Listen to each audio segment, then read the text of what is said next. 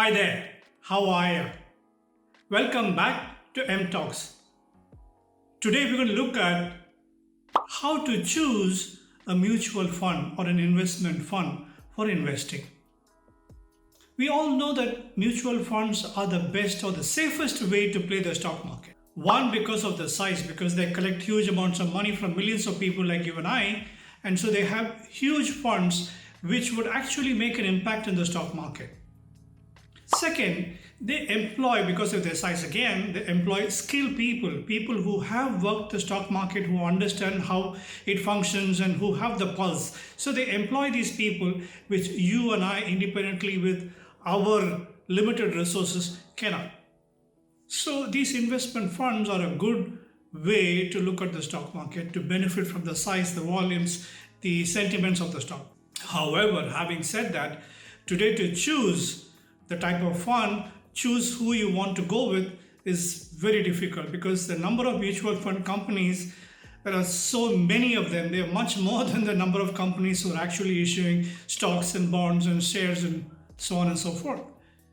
And of course, each company has got a huge variety of options. They talk about different kinds of funds. They're talking about equity, growth, debt, arbitrage, you name it, there are various funds available. So making a choice becomes very difficult.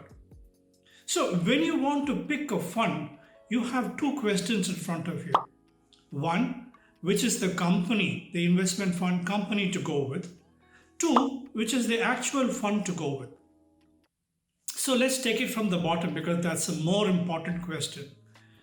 Which is the type of fund that we need to invest in? Before you decide that, you need to understand basically what is the return on investment that you need to get, or that is basic or minimum that you have to get, as compared to the safest investment in the market, which is the bank deposit. If you put a deposit, a term deposit with the bank, the money is safe. You can withdraw it at any point in time.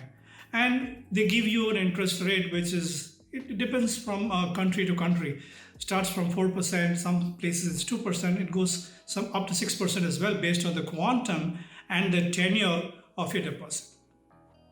So if you look at, for example, a 3-year period and you're putting a fixed deposit or a deposit with a bank for 3 years, let us say they give you 4%. Now remember, these are cumulative deposits, which means every year whatever is interest accrued on that, the further for the subsequent year, the further whatever is the interest is added to it. Which means, for example, if it is 4% and if you put 100 as your deposit, you get 104 for the first year. The second year, they calculate the 4% on 104. And the third year, they calculate the 4% on 104 plus 4% of the 104. You get what I'm saying? This is cumulative. So sometimes it becomes, for 3 years, 12.42 or 12.5 or 6, depending on the percentage, of course. So that you have to get out of a mutual fund because that's basic. If you don't get even that much, there's no point looking at a mutual fund investment option at all. Second thing, you are taking a risk when you're putting money in a fund, in a mutual fund, because they're going to work the stock market, and stock market is full of risks.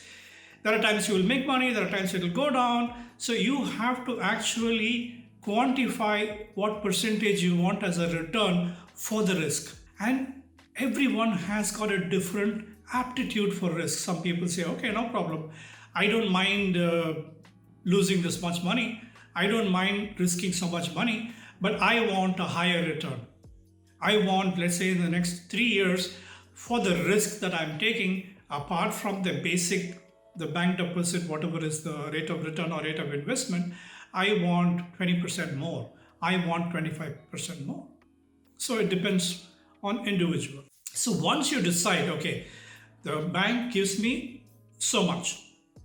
If I have to put it in a fixed deposit, this is how much I will get. So that is basic, you have to get that. Then what is the reward you want for the risk that you're taking? Arrive at a quantum. Once you arrive at the quantum, then you know what is the return that you have to get or what is your target return. Now, look at the various funds that are there in the market.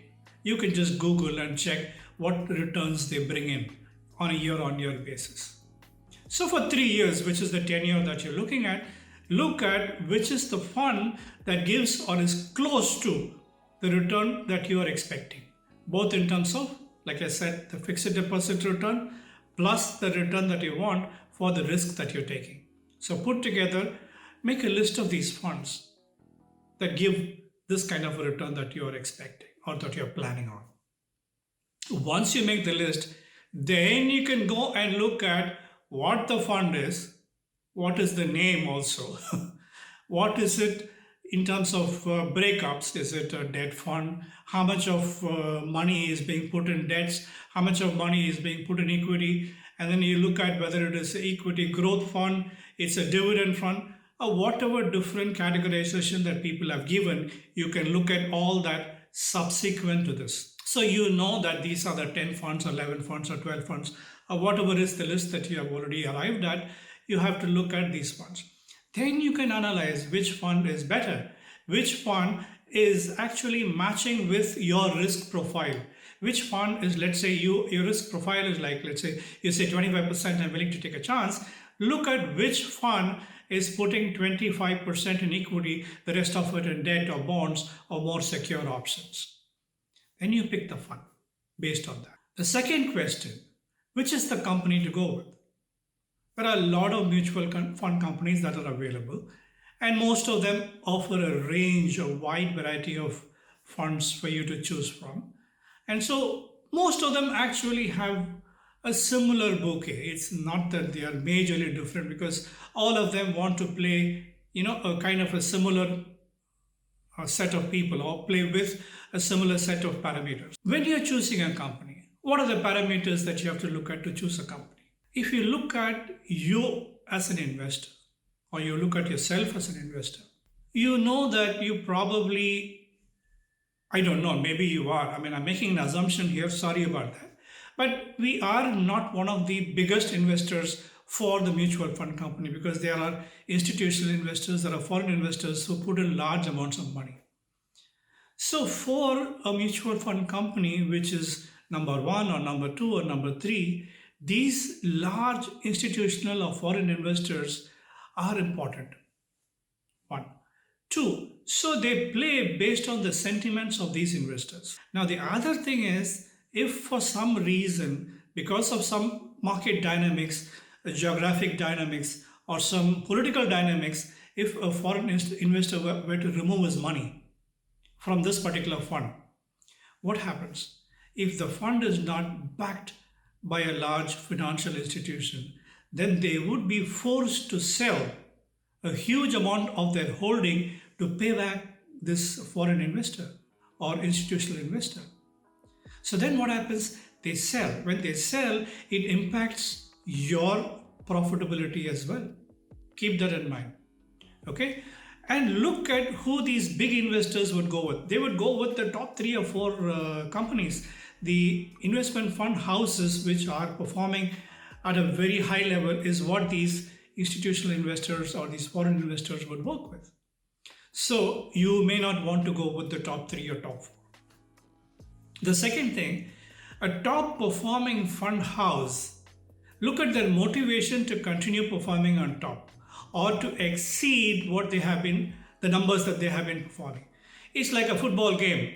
Like, if a particular team is already like 3 down, 3 up, then their strategy would be more to retain that position rather than try and score more goals. That is the psyche. They would like to play a more defensive game so that, whatever advantage they have gained is not lost. So this is how a mutual fund or investment fund house will work. If they're already there on the top, they would rather do, or they look at retaining that level or retaining that ranking, rather than trying to improve on it. So that is not something, again, which is suitable for us, a small investor. If you look at the top 10, maybe look at a 6 or a 7 kind of a mutual fund company in terms of ranking. then you would know these people would want to come to the top, want to be at par with the top three. So they will make more efforts to actually drive in better numbers. That's one. And second thing, like I said, liquidity for a fund house is very critical because the funds can be drawn at any point in time. There may be some small charges, but people are not really bothered about that if you're talking about a huge investor. And then, of course, they negotiate in such a way that they don't get penalized if they draw early as well because they're huge. So, liquidity is another big factor that you need to consider when you're choosing a fund house. So, choose a fund house which has the backing of a large financial institution. Maybe a fund house which is part of a bank. Maybe a fund house which is part of a large group with immense cash reserves. So, these are the things that you have to be looking at before you invest in a mutual fund option. I hope you have benefited from this video, and if you have any questions, please do write into me. It's been a pleasure talking to you. Till we meet again, stay safe, stay healthy, stay happy. Bye for now.